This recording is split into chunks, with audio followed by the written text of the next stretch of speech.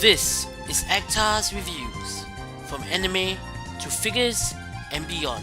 Hey, this is Actar and you're watching another episode of Actar's Replica Reviews. Alright, now that we've taken a good look at the 2016 Takara Tomy Clow cards, it's time to take a look at their Sealing Staff.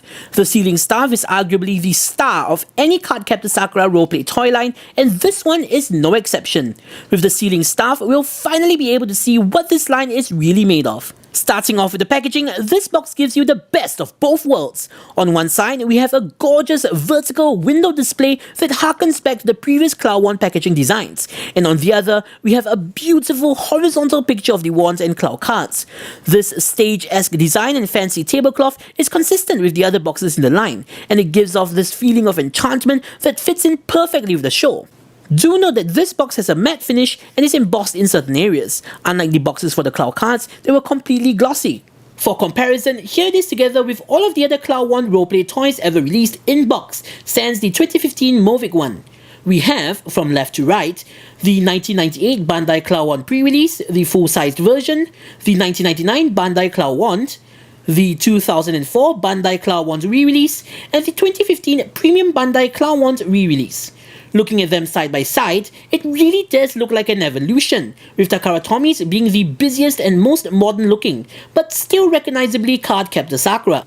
Their difference in size is pretty indicative of how the wands scale against each other out of box. On one side, we get pictures showing off the features of the wands and the fact that it comes with 5 Clow cards. We have Wood, Rain, Windy, Shadow, and Fiery. Yes! For those of you who are wondering, you do not have to get the Clow card sets to utilize the wand's scanning feature, because it does indeed come with its own Clow cards, which is a really nice touch.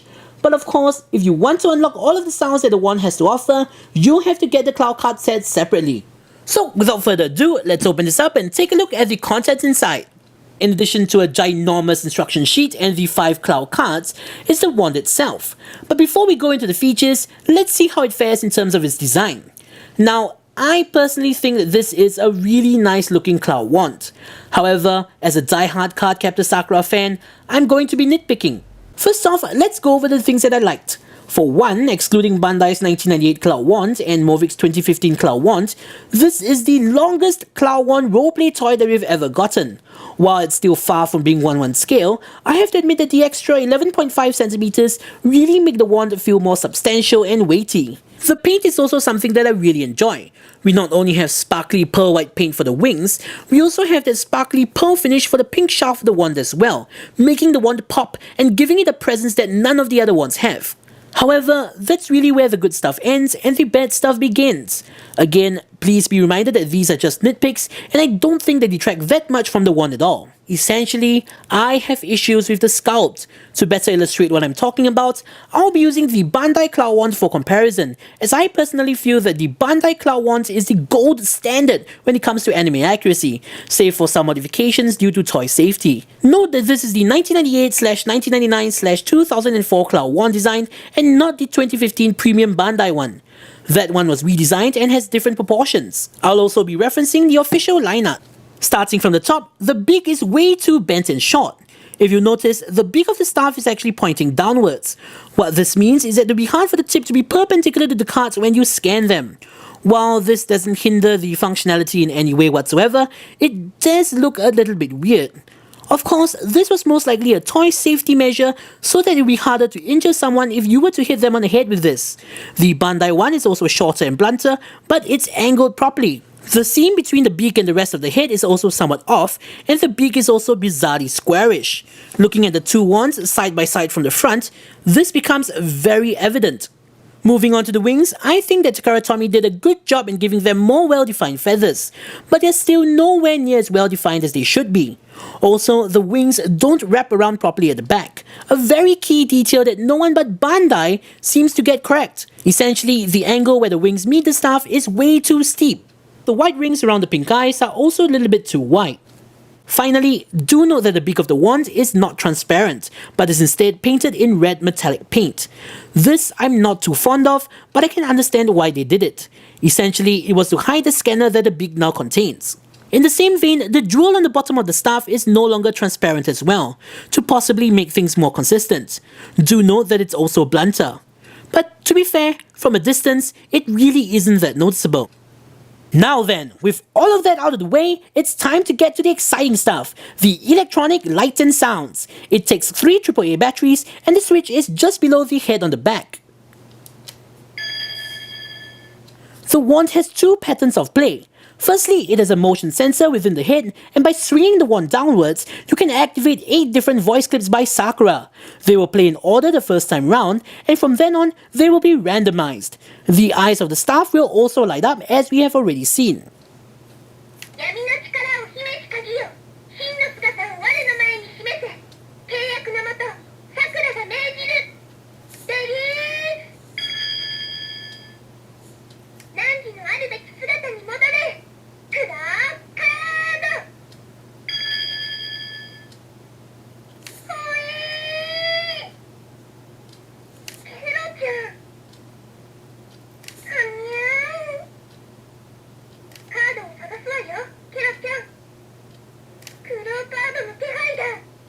For the second function, we finally come to the main feature of the line, interaction with the Clow cards. As mentioned previously, there's a scanner in the tip of the wand, and placing it near the middle of any of the Clow cards will cause Sakura to read out the card's name as if she were activating it or sealing it.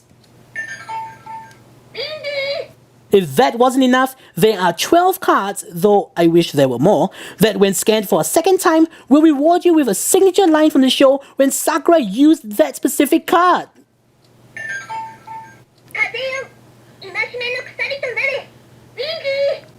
Now how cool is that? I am simply floored by this feature. The application of the technology couldn't be any more perfect, and it's a dream come true to be able to recreate scenes from the show like that. However, I have to be dreadfully honest. There are 2 issues that prevent this from being perfect. First of all, the 2 features of the wand get in the way of each other. Instead of having a switch that would allow you to toggle between the modes, both the motion sensor and scanner are always on. What this means is that you have to be very gentle with the wand when scanning cards. Otherwise, you activate the random voice clips that just interrupt the experience. Not to mention, this prevents you from going all out in recreating Sakura's swings from the show.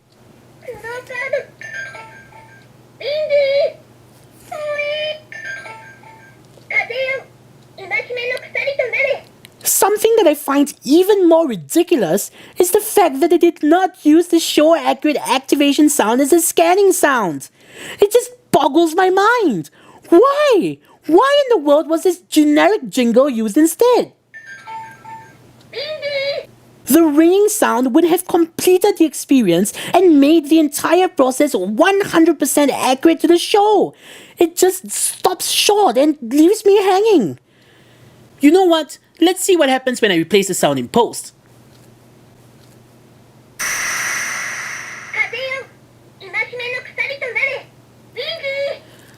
How is this not 100 times better? It's so frustrating. Because of how flawless everything else is, these 2 issues just stand out all the more. Oh well, let's just be grateful for the awesome features it does have and check out every single sound this wand has to offer with all 52 Clow cards.